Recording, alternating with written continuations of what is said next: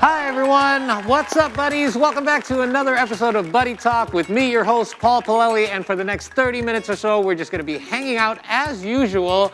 We're going to be chilling with a few buddies for sure. And we're going to maybe update you on some of the latest news. But the month of Ramadan is upon us, of course. So we hope that you're having a peaceful and healthy and happy month out there.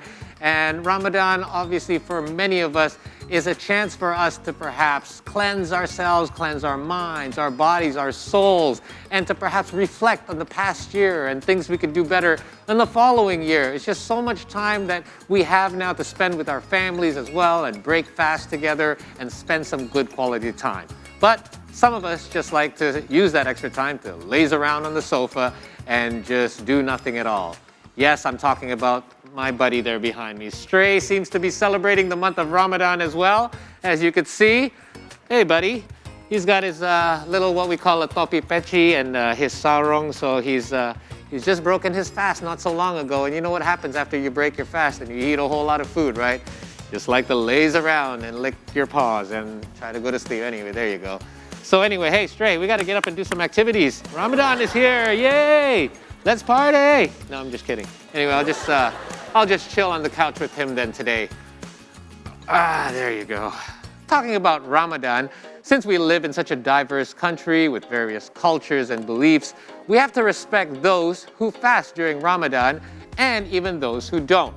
Now, it reminds me of a national figure here in Indonesia who always used to spread kindness, respect, and diversity. Who else but Indonesia's fourth president, Abdurrahman Wahid.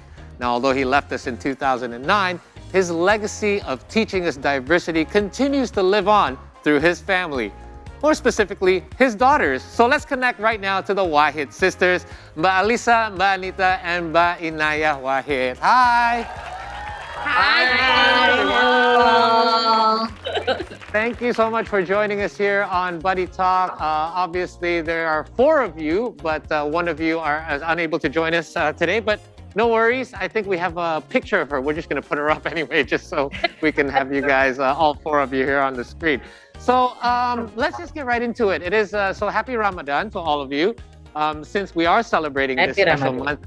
Ramadan Happy Ramadan to you too. Thank you. So it was quite challenging to get everyone in one spot at the same time, even though we're online. How is it for you guys as a family to get together during Ramadan? Is it very challenging now, especially since we're in the middle of the pandemic? Although this year it's a lot better than previous years.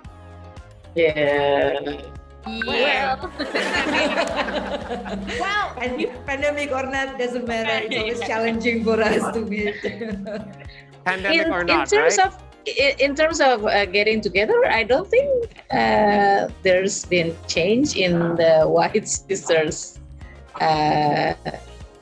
effort to spend time together.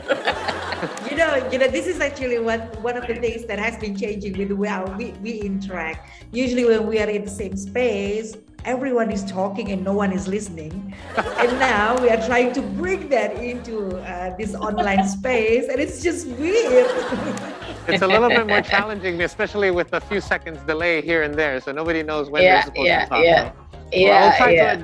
I will try to address you one at a time from now on then. Now, I think a lot of Indonesians remember that during Ramadan, Ibu Sinta Wahid, has this habit of going and visiting marginal and underprivileged areas.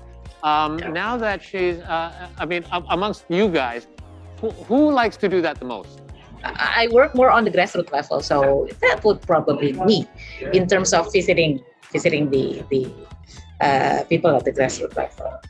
Right, and that's a tradition that I believe that has, I think, inspired so many people because even friends of mine always during Ramadan will invite me and say, hey, do you want to go out with us on this certain night because we're going to go visit a certain area where some people, we can give them some help. And I think that has helped inspire movements like that to keep going.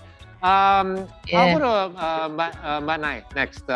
During Ramadan, what are some of your favorite childhood memories during Ramadan that you used to do with your mom and dad?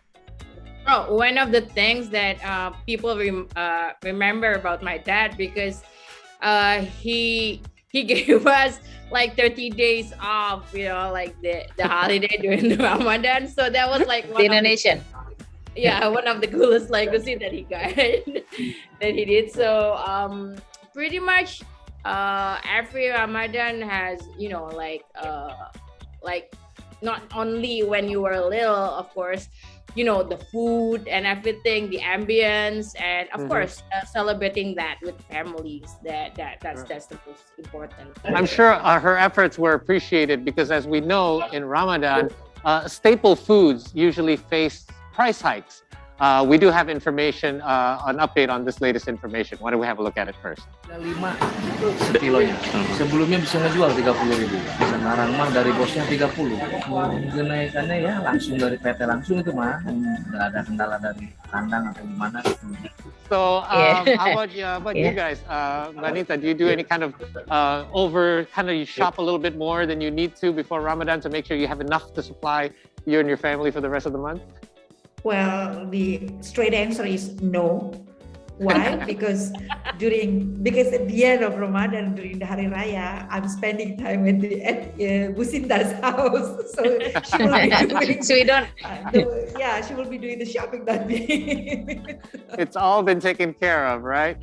Yeah. Now, speaking about taking care of each other, we've talked a lot about Ramadan. I've got a lot of other questions to ask you guys too. Now, speaking about helping each other, Alissa, is it true that you once had to help your dad to lend him 5 million rupiahs?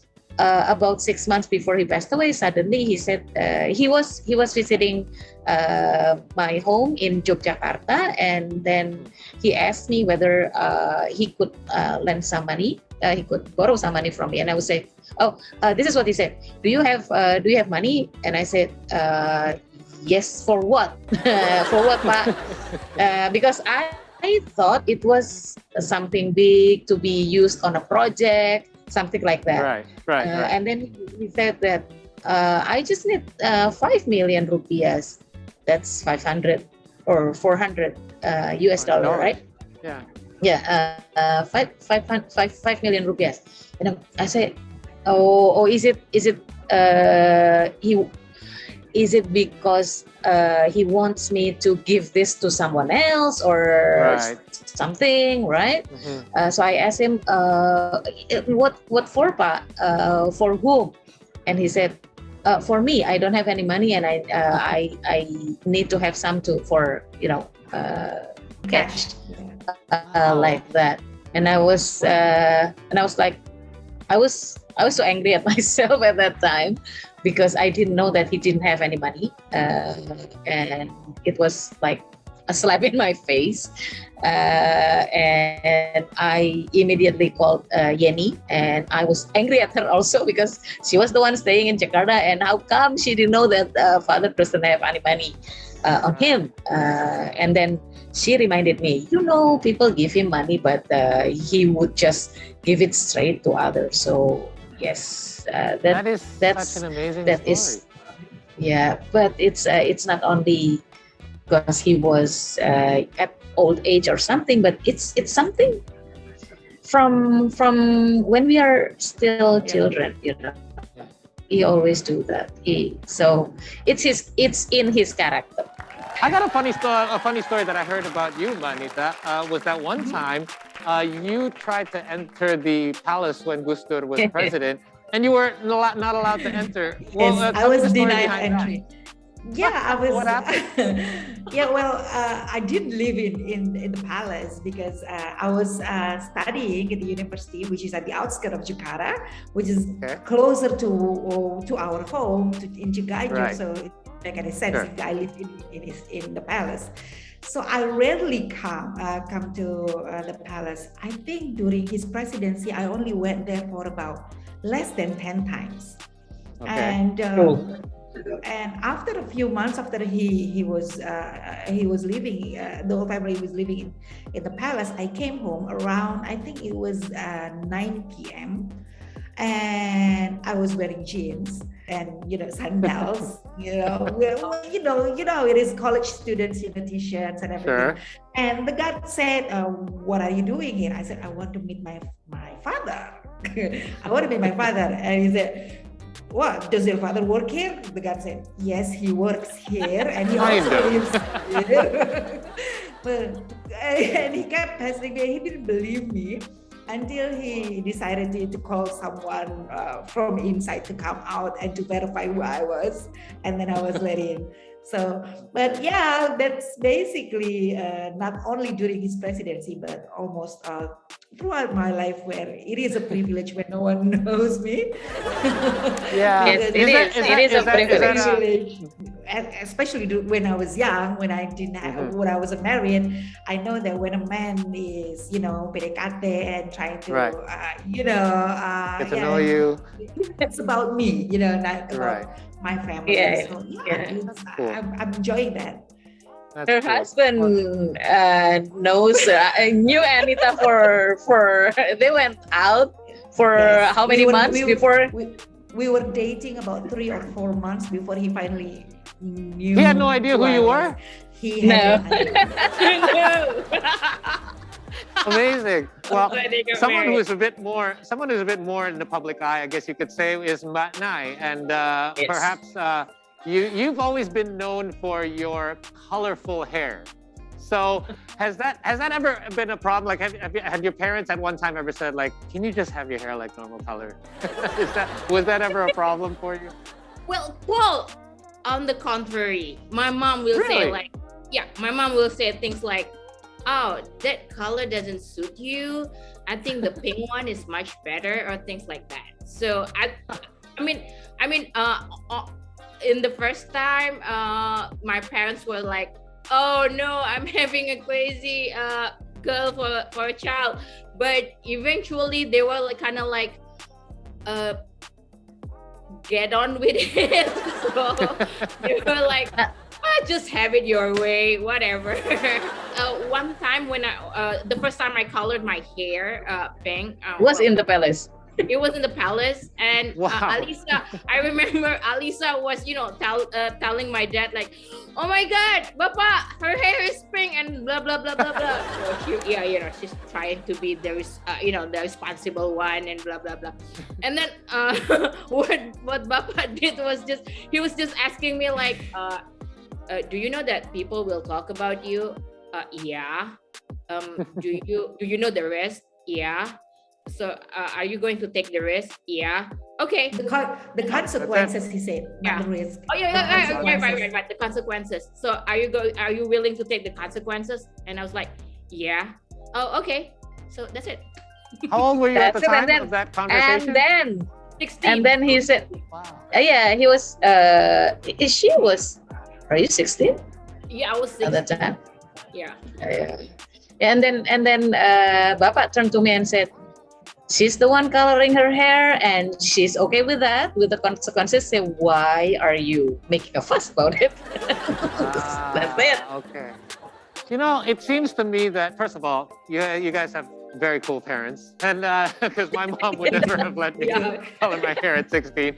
But secondly, what it shows me is that you guys had I guess you were treated like adults, even though you weren't of age, you weren't adults yet. They always your parents always treated you with the maturity. And I suppose that's why you grew up to all be successful and obviously happy with your lives as well. Don't go anywhere, and all of you at home tuning in, don't go anywhere as well. We've got more Buddy Talk for you when we return after the short break.